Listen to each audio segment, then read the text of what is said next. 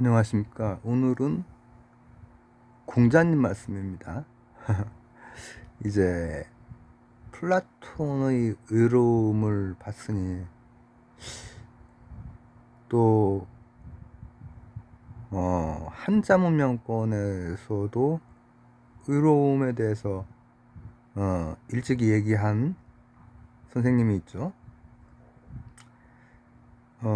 그런데 이제 서구라든지 인도 문명권에 비해서 한자 문명권의 특징은 현실적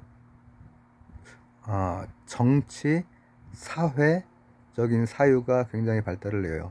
형이상학에 비해 형이상학의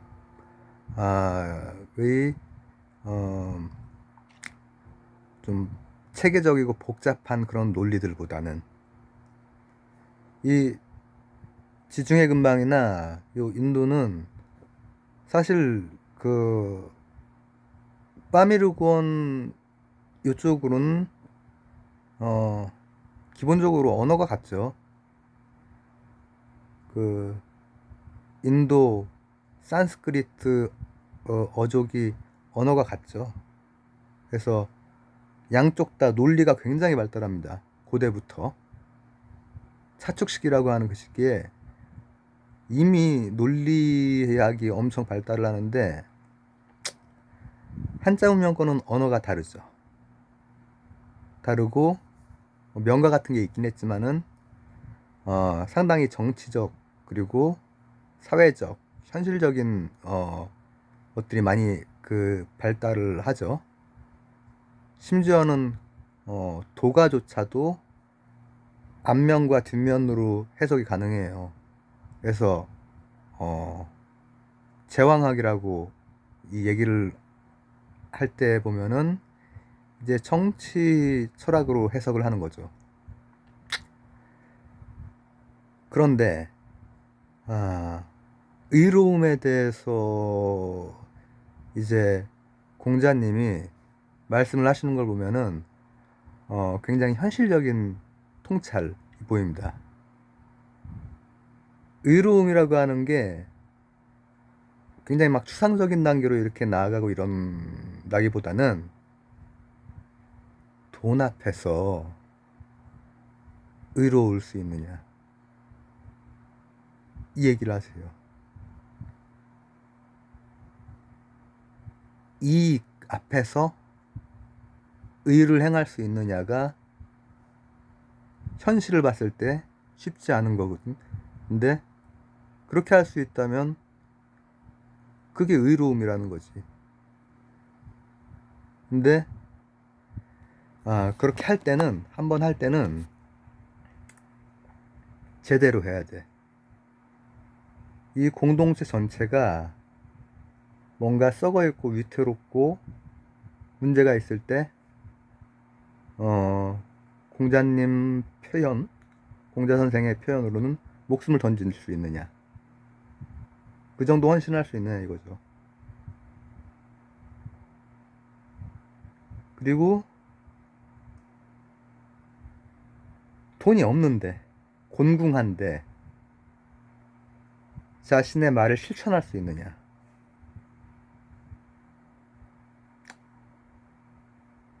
이렇게 있는 그대로의 동서고금의 사람은 어차피 사람의 이 몸이 있는 한 식색의 욕구가 있고, 그리고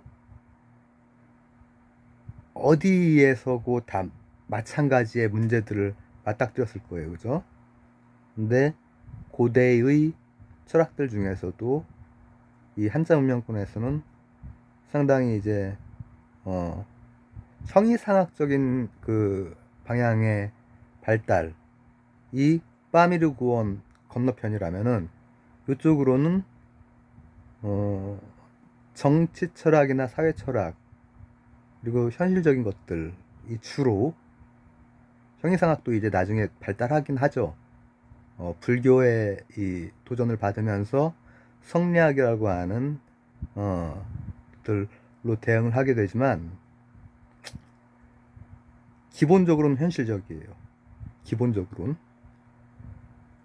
그리고 이러한 의로움이 그냥 나올 수 있을까? 사람이 그만큼 변화하기가 쉽지가 않죠. 사람은 원래 가지고 있는 게 좋다 나쁘다 이렇게 얘기할 수가 없고 원래 그런 존재죠. 이기적인 존재죠. 그래서 우리 순자의 성악설을 보면은 순자가 성이 악하다고 얘기하는 게 아니라 사람은 원래 그런 존재인데 공동체 차원에서 문제가 생길 수 있기 때문에 이제 그 부분을 조심해야 된다라고 하는 건데 성악설로 우리 이제 많이 배웠죠. 성 자체가 악하다 이렇게 얘기를 하는 것은 아니고 공동체 차원에서 사람은 원래 그런 존재야.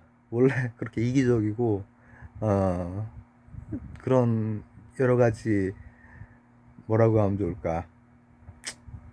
몸이 있는 한 벗어나기 힘든 것들 생명체니까 이 개체 보존이랑 그 존속 번식 이게 그냥 유전자에 들어가 있잖아. 그렇기 때문에 문제가 생긴단 말이죠. 근데 공자님이 말씀하시는 의로움은 굉장히 그거에 반하는 방향으로 몸을 던질 정도로 가야 돼. 되게 쉽지가 않거든요. 그래서 말씀하시는 게 바로 경이에요, 경. 어떻게 그걸 얻을 수 있죠? 하니까 하는 말씀이 이런 경이 있단 말이죠. 이 뭐 한국사라 공부하시는 학생분들 같은 경우에 우리나라 역사라든지 아니면 윤리 사상 이런 데 보면은 퇴계 선생이나 율곡 선생 나올 때 경을 중시하시죠. 근데 그 경이 물론 이제 불교의 이 도전 이제 산스크리트 그 문명에서 치고 들어온 게 어우 뭐 형이상하게 장난 아니거든. 그래서 이제 유학도 상당히 이제 체계를 다시 한번 잡아갈 때 형이상학적인 채용론에 해당되는 심성론 같은 것도 되고 그다음에 또 이 수행에 관련된 수양론들 또 발달을 막 했는데 그 이전에 아예 없었던 건 아니에요. 공자님이 경을 이미 말씀을 하셨고 맹자님이 이미 양지, 양능 이런 걸 말씀을 하셨죠. 그렇기 때문에 그렇게 의롭기 위해서는 일단은 마음에서 계속 집중된 상태로 뭔가의 변화가 필요하다는 거죠. 그래서 요약을 해보자면 한자문명권, 뭐 우리도 이제 한자문명권에 속해 있죠.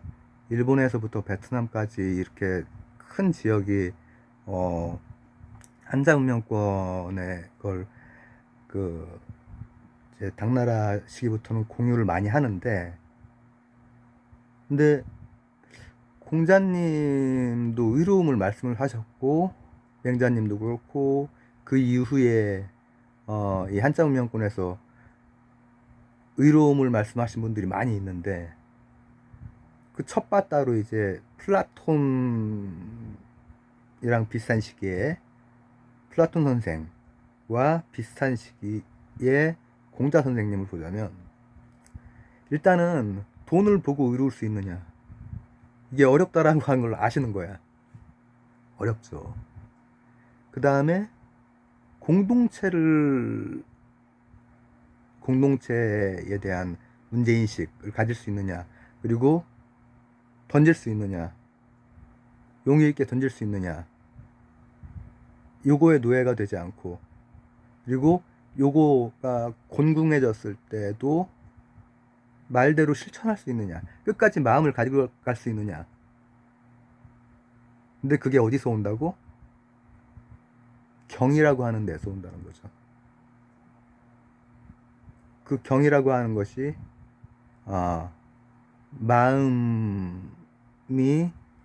마음이 어떤 상태로 집중이 되고 뭔가 변화가 되고 큰 변화가 있지 않고서는, 그리고 꾸준하지 않고서는 의롭기 되게 힘들죠, 현실적으로. 그래서 동양에도 의로움이 있었다. 그리고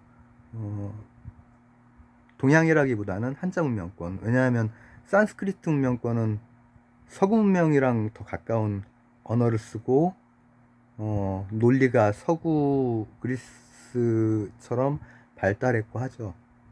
근데 이제 한자 문명권은 같은 파미르구언 경계로 이렇게 나뉠 수 있단 말이죠. 다른 언어예요, 언어가.